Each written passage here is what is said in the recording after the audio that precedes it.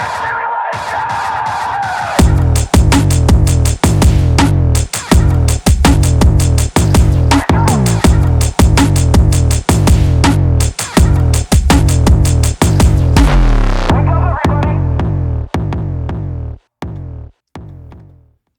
it going, everybody? This is your Astrology Horoscope for January 12th, 2024.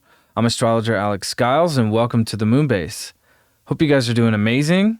Thank you all for being here and sharing the astrology with me. We just came off this new moon. We're launching into this new cycle. And shortly after the new moon, the moon conjunct Pluto, and then the moon moves right into Aquarius. So what this feels like, what this seems like, intuitively, and even looking at the astrology and looking at the chart, I feel like there's some foreshadowing that we're going to witness today of what this massive transition and transformation that we're going into here on January 20th with the Sun and Pluto going into Aquarius on the same day at the same time, right after their conjunction. So as this moon comes into Aquarius, it's going to square Jupiter.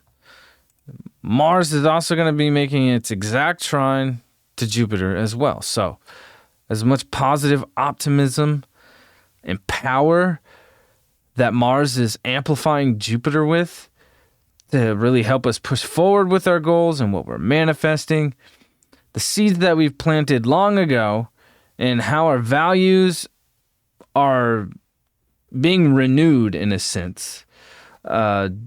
Jupiter making this square to the moon making this square to Jupiter, as this is happening, it's reminding us that no matter how far we come, no matter how hard we work, no matter how much greatness and success we can manifest in our lives, like there's always going to be curveballs that come at us and get thrown at us. And with Uranus and Taurus as well, we've been feeling that and experiencing that a lot.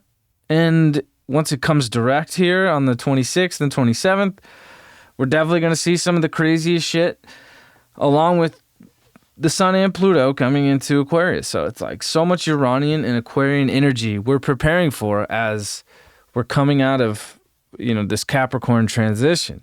So with this moon squaring Jupiter, it's like there is this high sense of optimism. And there's this ability to be able to see the bigger picture, but we don't want to overshoot. We don't want to let our emotions get too over exaggerated, and this is a moment where we want to be able to hold our spiritual beliefs and our values and be rooted and fixed in them as well, but also be willing to change when new things arise. As much as Taurus wants to be stuck where it's at and just be comfortable, when planets in Aquarius square planets in Taurus, there's always this you thought you were comfortable. You thought that, it was just going to be this way forever. Well, here's a new way of going about it, and this is the new path.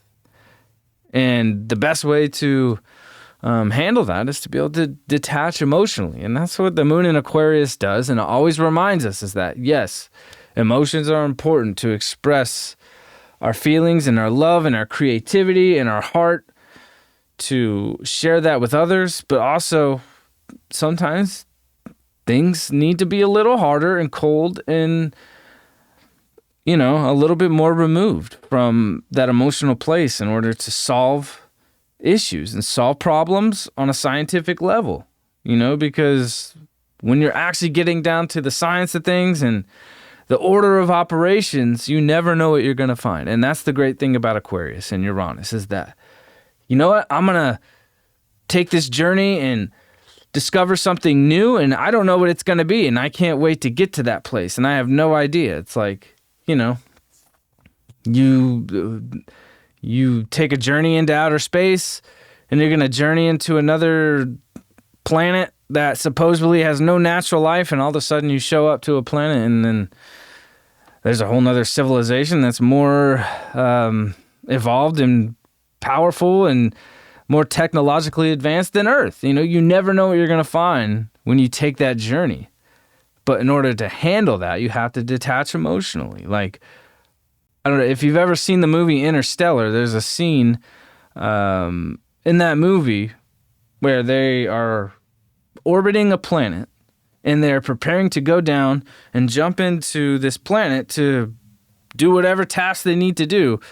And on that planet, 7 minutes on that planet is 35 years outside of that planet. So when these people went down into this planet, when they spent 7 minutes down there, the person who was still up in the spaceship waiting for them to come back, he lived 35 whole years while they were there for 7 minutes, right? And before they went down, he was very nervous, and the emotions of that reality, of that, relativity of where he's going to be at and what his reality is and what their reality is going to be. When they come back, it's like he was very nervous and very emotional. And by the time they went down there and they spent that 7 minutes and they came back and he's already lived 35 more years, he's accepted that reality and he's detached from those emotions. He's almost emotionless, right? That's the best way to describe a moon in Aquarius. If you know people with moon in Aquarius, you know that they can detach emotionally much more greater than people, but also sometimes the social connection or the emotional connection can lack.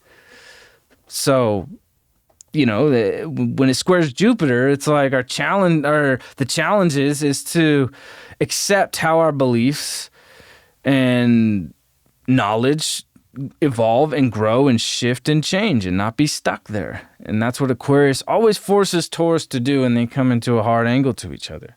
Because there's so much power with all this Capricorn energy, with Mars and its exaltation. Like, this is about power and growth and harnessing that power to utilize it for the greater good of our divine path as individuals. So by the time we get to Aquarius, we can share that collectively and connect socially, collectively, even connect to our souls in a much more healthy, positive way. And today is one of those days that we're feeling this kind of what is to come. I think there's going to be a lot of things in our personal lives, and there's going to be a lot of things in the world that we're going to see, especially as we come into the weekend and the moon in Aquarius squares Uranus. Like, it's definitely going to be some crazy, weird shit that's going to come up, and it's going to challenge our beliefs as the moon squares Jupiter does. And it's like, I only thought that could be possible, right? Aquarius and Uranus is like, well, I only thought that could be possible. Now it is possible because it's happened, So we don't want to be stuck, whenever we get challenged of things that, we only could have imagined, because that's what all these Aquarius transits are going to expose. It's going to expose things that we've never thought was possible, or we thought was false and fiction, and was actually like, wow, like, that's not just a crazy sci-fi novel, right? And with Neptune and Pisces, it's like the curtain is going to fall, and the illusions are going to start to show themselves. We're getting towards the end of this Neptune and Pisces transit. So we're only going to be able to see things more for what they are as we are able to detach from the emotions as humans, to actually accept the reality for what it is. Saturn or Aquarius before Uranus was discovered was ruled by Saturn. So, Aquarius was Saturn's father in mythology, right? But Saturn ended up destroying Uranus, who was his father. So it's like, the physical reality is just as harsh as the non-physical. They're, in a whole different way. So no matter what, reality can be harsh, but with Saturn and Neptune and Pisces, it's always showing us that even through a harsh reality, what is beautiful is the divine and the creation and the oneness of the divine creation that we do exist in, you know. And by the time we get to Pluto and Aquarius, things are going to be exposed on a massive level. And this is coming from a divine place. This exposure of not only the unconscious patterns that we're breaking within ourselves, that is coming from a divine place, but also in the world. You know, there's been a lot of things being exposed as of lately. And really, since last year when Pluto was in Aquarius, there was we started seeing some very crazy things come to the surface. So in 2024, which definitely with this moon in Aquarius today and over the next couple days is giving us this foreshadowing of what this disclosure and exposure is going to be and what it's going to feel like. But also with Saturn and Neptune and Pisces, it's like when things do get exposed, we're always going to see this opportunity from whatever other force to cast a shadow or an illusion over the facts and the truth. And this is when the moon and Jupiter square, it's like, well, what is fact and what is truth? And what I believed wasn't actually true. And now that this new information that's coming through and these new curveballs that are being thrown at us is really challenging us to accept how what we've thought truth was has changed. Because the truth within ourselves is ever-changing. Truth is not fixed. You know, Sagittarius, the ruling sign of Jupiter,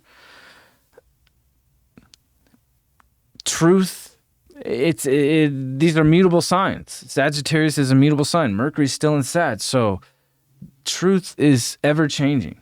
You know, there is definite truth in the universe, and there's definite truths in our own lives and in our own experience.